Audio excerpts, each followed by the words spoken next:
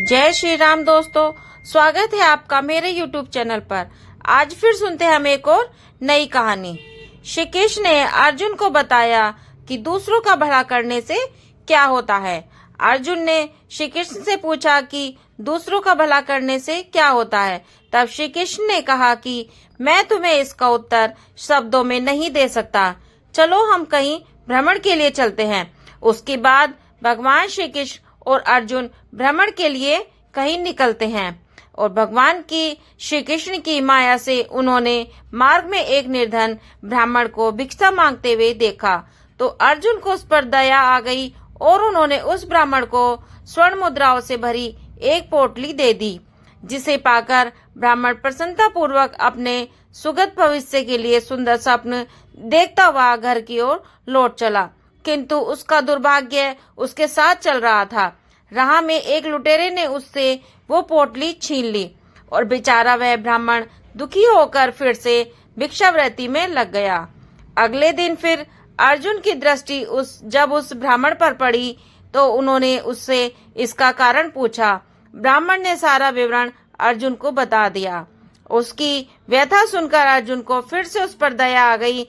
तब अर्जुन ने अपने मन में विचार किया कि इस बार उन्होंने ब्राह्मण को एक मूल्यवान एक माणिक दे दिया।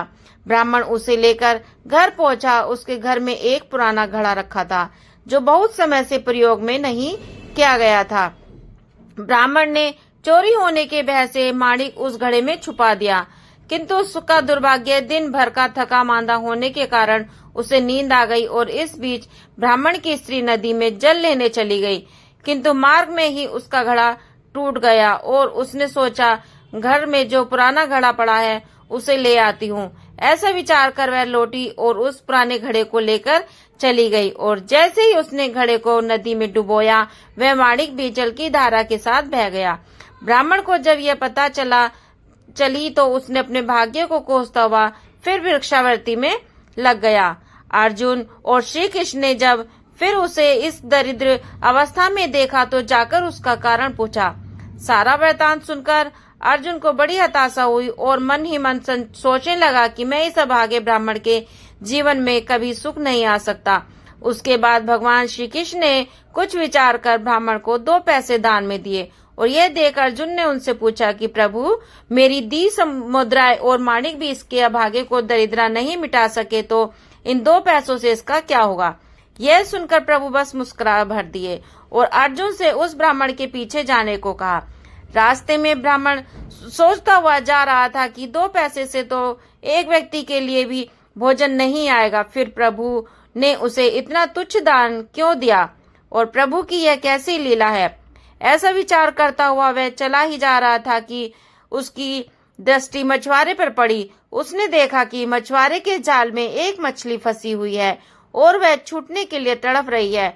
ब्राह्मण को उस मछली पर दया आ गई। उसने सोचा इन 2 पैसों से पेट की आग तो बुझेगी नहीं, तो क्यों न इस मछली के प्राण ही बचा लिए जाएं।